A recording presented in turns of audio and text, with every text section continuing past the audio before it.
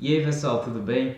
Eu sou o Jefferson, sou professor de Ciências e Biologia e hoje a gente vai falar sobre a excreção nos organismos. A gente já viu a nutrição, a circulação, a respiração e hoje a gente vai descobrir como esses organismos liberam as excretas de suas reações metabólicas. Então, vamos lá para a aula? Então, pessoal, os organismos fazem diversas atividades metabólicas, como a gente já viu nas aulas anteriores, sejam elas para nutrir, para ajudar na obtenção de energia ou para o transporte de nutrientes e gases, auxiliando assim no sistema digestório e respiratório através do sistema circulatório. Então, a gente tem que entender que esses organismos vão gerar, a partir daí, uma série de substâncias que não são interessantes para o nosso corpo. Essas substâncias que são resultado do metabolismo dos organismos, elas precisam ser eliminadas, pois elas geralmente são tóxicas para o corpo. Então, a gente precisa liberar elas de alguma forma. E os organismos vão ter uma variedade de formas de eliminação dessas substâncias chamadas de excretas. Todos os organismos buscam chegar em um ponto de equilíbrio perfeito. Esse ponto de equilíbrio é chamado de homeostase. É um ponto onde todas as nossas funções corporais elas estão devidamente equilibradas.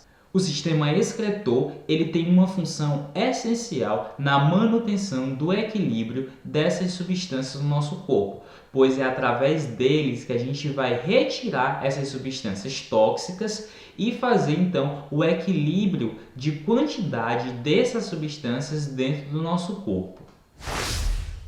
Então vamos começar com os vertebrados, que possuem uma forma de excreção muito simples.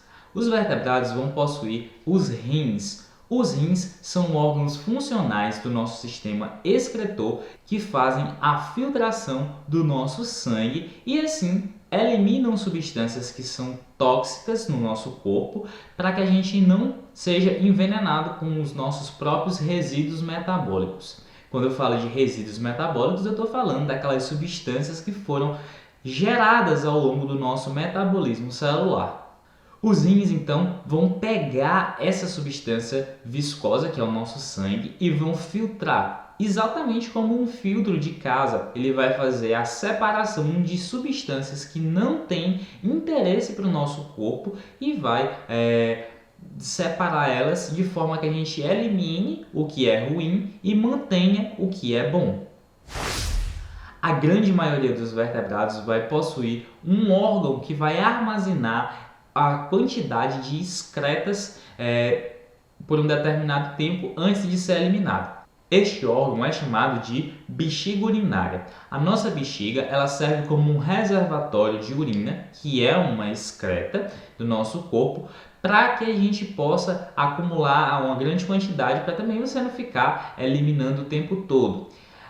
Isso óbvio, depende do ambiente que você vive, né? Se você vive num ambiente terrestre, você vai ter essa bexiga para evitar que você fique perdendo água o tempo todo. Mas essa bexiga, ela funciona de forma diferente em organismos aquáticos. Por exemplo, os peixes, eles não têm a necessidade de ficar retendo água, já que eles vivem dentro da água e eles podem adquirir a água na hora que eles precisarem.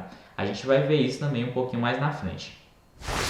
Já os anfíbios, os répteis e as aves, eles vão possuir no seu corpo uma estrutura chamada de cloaca, que é como se fosse uma bolsa que vai juntar várias partes do sistema reprodutor e do sistema digestivo em um único local e lá vai ser feita a eliminação das excretas. Então, os vertebrados, de modo geral, vão produzir cerca de 3 tipos de excretas nitrogenadas, dependendo, claro, do ambiente em que eles vivem. As 3 excretas nitrogenadas são a amônia, a ureia e o ácido úrico.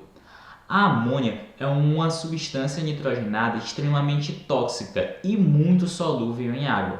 A ureia ela é pouco menos tóxica do que a amônia e ela é pouco solúvel em água. E o ácido úrico quase não é tóxico e também ele é insolúvel em água. Então, dependendo do tipo de organismo, a gente vai excretar um tipo de excreta nitrogenada. Por exemplo, os peixes são organismos que vivem dentro do ambiente aquático. A disponibilidade de água para eles é muito grande, então ele pode simplesmente pegar a água que ele quiser, consumir e eliminar. Ele não vai ter que se preocupar em buscar mais água, porque ele já vive lá dentro. Então ele pode excretar amônia sem problemas, porque a amônia é muito tóxica, claro, ela é muito tóxica, mas ela é muito solúvel em água, então é muito fácil dele eliminar. Então ele vai eliminar muita água, mas em compensação ele também vai absorver muita água, já que ele vive no ambiente aquático. Outros organismos que fazem a excreção de amônia são as larvas de anfíbios. Lembre-se que as larvas dos anfíbios elas vivem no ambiente aquático. O girino, ele inclusive faz a respiração do tipo branquial. Então ele vai poder também eliminar a amônia porque ele vive no ambiente aquático, sem a necessidade alguma de se preocupar com a perda de água.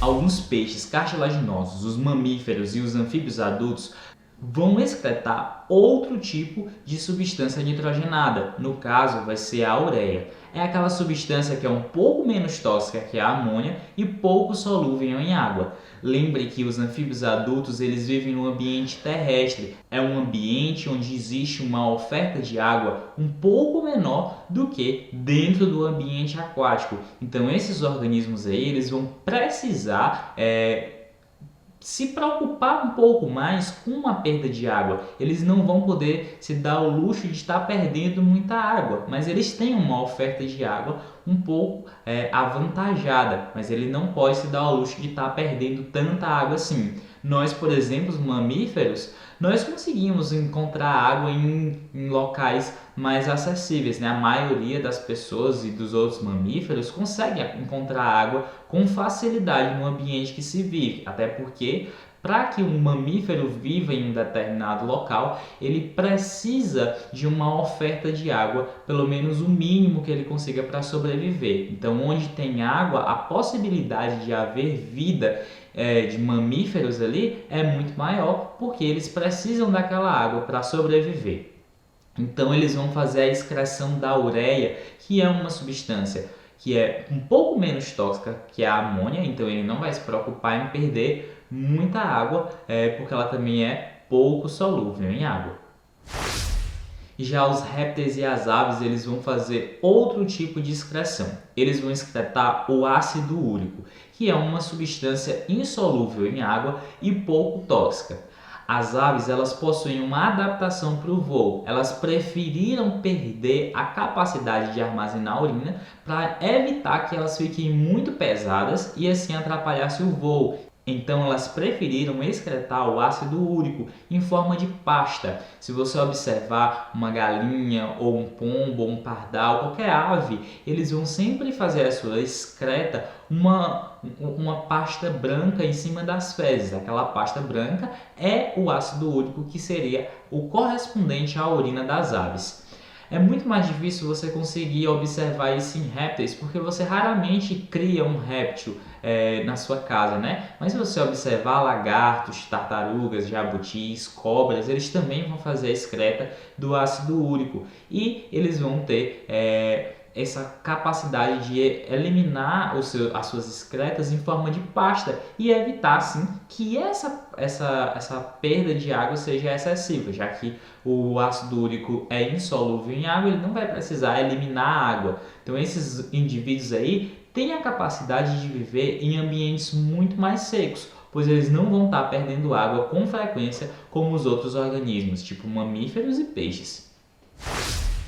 Já a excreção nos invertebrados tem uma gama um pouco maior de estruturas que vão auxiliar nessa eliminação de substâncias tóxicas. Os poríferos e os cnidários, por serem organismos muito simples, não vão ter a necessidade de um órgão que vai fazer a eliminação das substâncias. Então, eles vão fazer a excreção por difusão. Lembrando que a difusão é aquele processo que a gente passa de célula por célula. Então, é um processo relativamente lento.